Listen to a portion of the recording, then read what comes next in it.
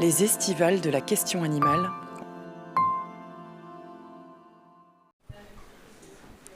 Bonjour, je suis Clémence Evriès et aujourd'hui je vais vous parler rapidement de l'association Veggie Pride.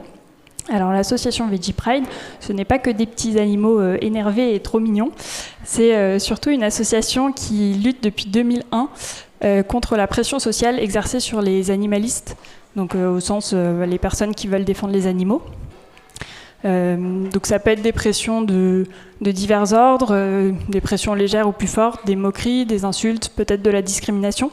On parle parfois de végéphobie. Et donc on pense que ces pressions sociales, cette hostilité envers le mouvement animaliste, ça peut être un frein à la transition de certaines personnes vers un régime végétarien, végétalien ou même vers un engagement. Et puis parfois ça peut même être un obstacle carrément bloquant. Et donc, in fine, ça dessert les victimes en fin de chaîne, donc les animaux. Donc vous connaissez sans doute la Veggie Pride, puisqu'elle organisait jusqu'en 2019 des événements assez incroyables, des gros événements à la fois militants et festifs, donc qui rythmaient un peu l'année militante. Donc c'était très sympa, mais ça a été un peu stoppé avec le Covid et l'association est en pause depuis. Du coup, on essaye de relancer l'association Veggie Pride et de recentrer le travail de l'association sur plutôt un travail de fond. Parce que la marche, effectivement, c'était très sympa, mais on n'est pas sûr que ce soit l'action la plus efficace possible à mener. Et puis, on a beaucoup parlé d'efficacité avant, donc voilà. Et donc, je vais vous présenter quelques-uns des projets auxquels on a pensé et pour lesquels on cherche des bénévoles. Un premier projet qui est déjà lancé, c'est un projet sur des appels à témoignages qu'on a. Donc on travaille en collaboration avec l'AVF. Donc il y a un questionnaire d'appel à témoignages qui a été lancé il y a quelques mois. Vous pouvez le retrouver à la fois sur le site VG Cantine et aussi sur le site de la Veggie Pride. Je vous ai mis un petit QR code aussi, n'hésitez pas à le remplir. On l'a pensé volontairement assez large pour qu'il puisse cibler à la fois les personnes qui sont végétariennes, végétaliennes, mais aussi des personnes qui souhaitent juste réduire leur consommation de viande pour des raisons, peut-être juste pour leur repas à la cantine ou pour diverses raisons. Donc on l'a pensé volontairement assez global. Et donc l'objectif, c'est bien sûr de le diffuser pour recueillir des témoignages. Donc n'hésitez pas à le diffuser autour de vous.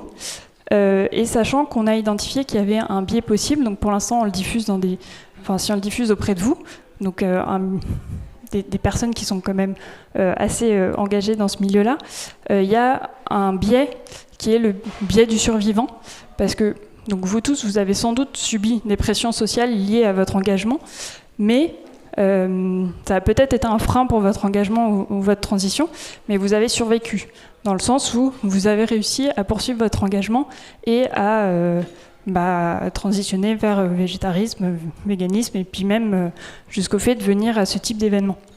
Donc, on aimerait aussi atteindre des gens qui subissent peut-être une pression sociale tellement forte qu'ils aimeraient peut-être devenir végétariens ou aller dans ce sens-là, mais la pression est tellement forte qu'ils sont...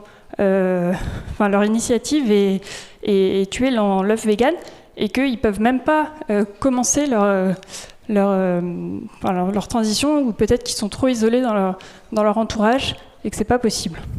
Donc l'idée, ça va être aussi d'essayer de toucher des publics un petit peu différents. Alors on a pensé à différents publics, par exemple essayer de le diffuser auprès d'associations de parents d'élèves ou dans des cadres où on n'a pas forcément la main sur ce qu'on peut manger, par exemple des hôpitaux ou des associations d'ados détenus. Peut-être dans un second temps aussi faire une diffusion via des brochures papier dans des établissements scolaires ou des établissements de santé qui seraient d'accord. Donc voilà, il reste quand même pas mal de travail à faire là-dessus. Et donc pour vous présenter les autres projets auxquels on a pensé, il y a un projet qui concerne le soutien aux victimes de pression sociale.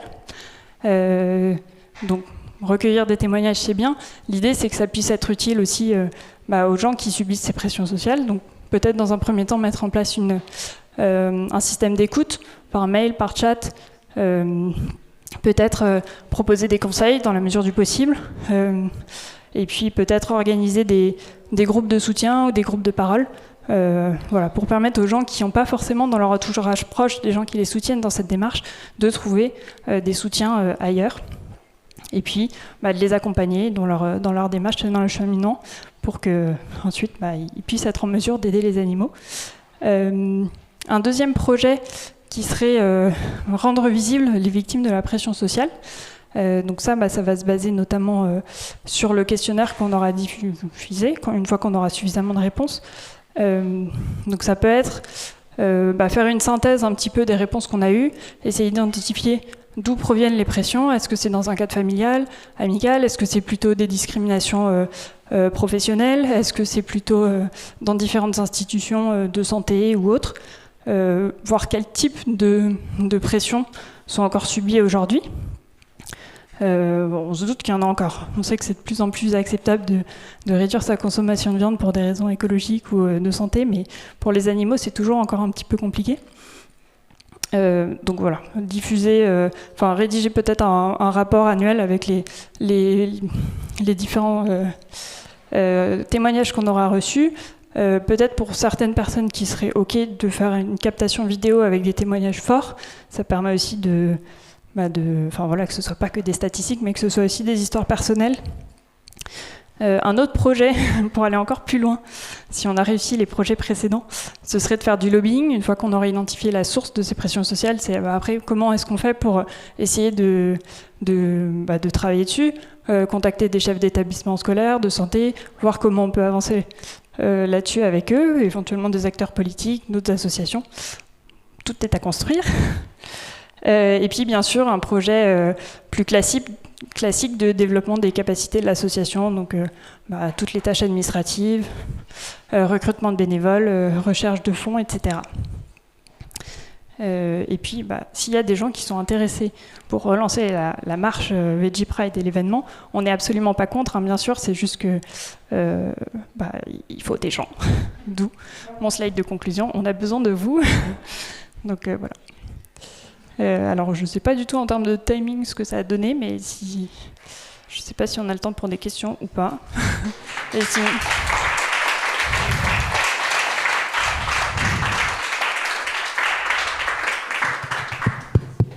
Oui, on peut prendre une ou deux questions, s'il y en a.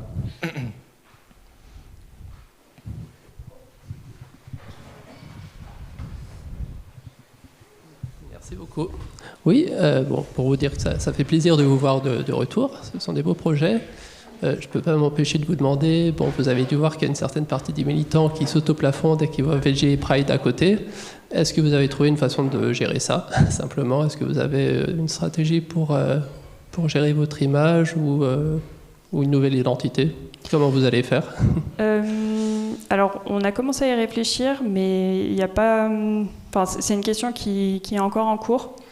Ça dépendra aussi de la future équipe, voilà, des bénévoles qui vont nous rejoindre. Donc, c'est pas une question tranchée encore. D'accord.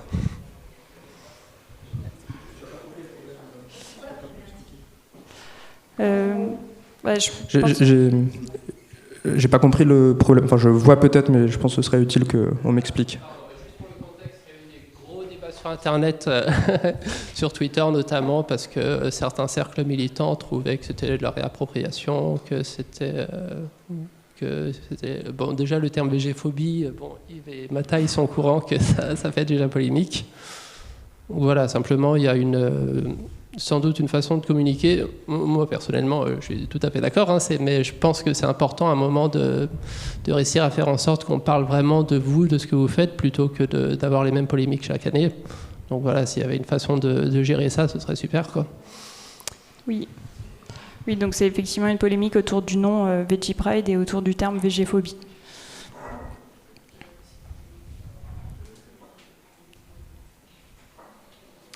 Merci Clémence. Merci.